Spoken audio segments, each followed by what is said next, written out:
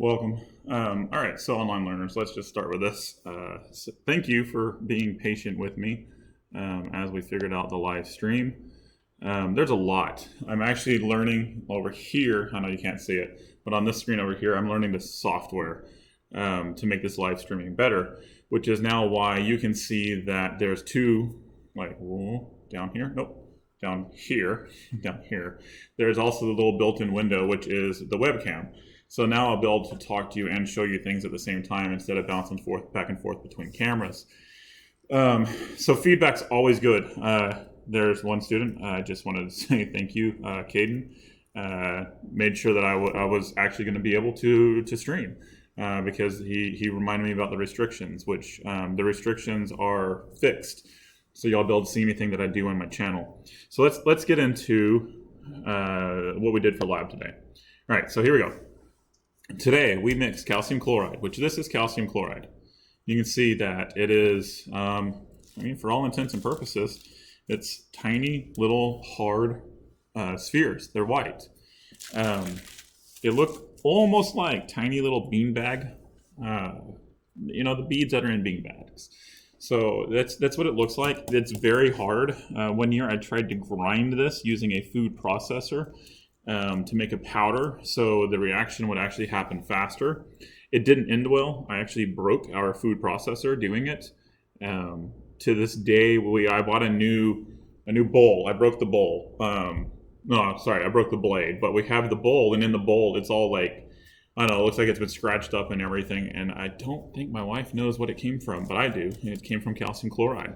So that's calcium chloride. So if you're doing your lab, number 1 says record your observations of calcium chloride. It's hard. Like I said, it's hard, small, white spheres. Sphere is the 3D circle, if you don't remember from science, math. Sorry about that. The other chemical we're going to use today is pretty easy. It's water. It's H2O. This is actually distilled water.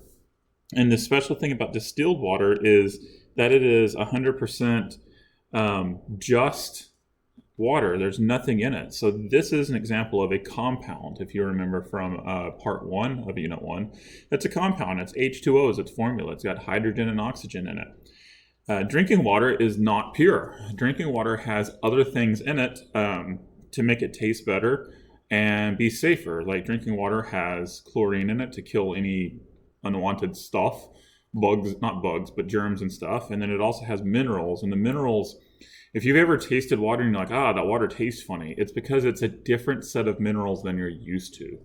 So today, all we're going to do, we're going to take our water, we're going to open up our bag.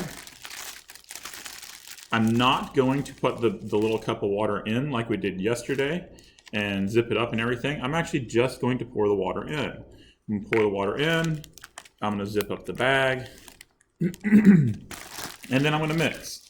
And so this doesn't bubble. It doesn't fizz.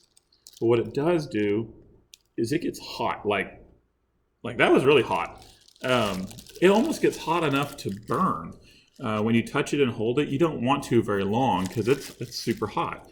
And it's fun because, the kids in the class are all like, it's going to get hot. Yesterday got cold. Today's going to get hot. And you're like, and I know it's going to get hot, but it always surprises them how hot it gets. So it gets hot, but there's no bubbles. The bubbles you see in there are because of just me mixing it up. So it gets hot. There are no bubbles. There is no sound. If you smelled it, it doesn't smell like anything. So all that we have today is that it got hot. So if you think about your city girls like their cell phones on silent, there stands for temperature change. And temperature change can be hot or cold. And since this got hot, we definitely have a temperature change. Is a temperature change is one piece of evidence enough to say that a chemical change has taken place? Just one. Yeah, it is. I keep looking over there because that's like, you see my eyes go over there because that's where I don't know what I need to do. I need to move my monitor over there. Sorry. More of the software. So yes, one piece of evidence is enough to declare a chemical change. And in this case, our one piece of evidence is actually the heat. And now, if I touch it, it's back. It's back to being just room temperature. It didn't last forever. Once the reaction finishes and all the calcium chloride is used up, it just gets cool again because the air around it is cooler. All right. If you have any questions about the lab today, what we did, this was part 2 for day 1, please let me know.